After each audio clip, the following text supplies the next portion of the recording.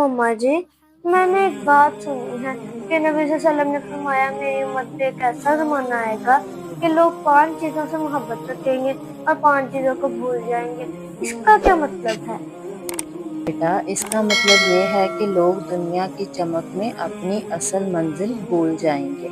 मम्मा जी, वो 5 चीज़ें कौन-सी हैं?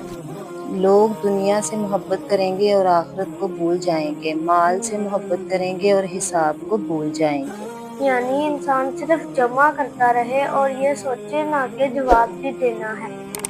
बिल्कुल बेटा, मखलूक से मोहब्बत करेंगे और खालिक को भूल जाएंगे। मोहल्लों से मोहब्बत करेंगे और कब्रिस्तान को भूल जाएंगे। और मम्मा जी, हराम और हलाल वाले माल की बात? नबी सल्लल्लाहु अलैहि वसल्लम ने फरमाया कि एक वक्त ऐसा आएगा कि इंसान को परवाह ही नहीं होगी कि माल हलाल है या हराम, बस माल आना चाहिए। याद रखो बेटा, दुनिया ज़रूरत है, मंजिल नहीं। जो आखिरत को याद रखता है वो ही हकीकत में कामयाब है।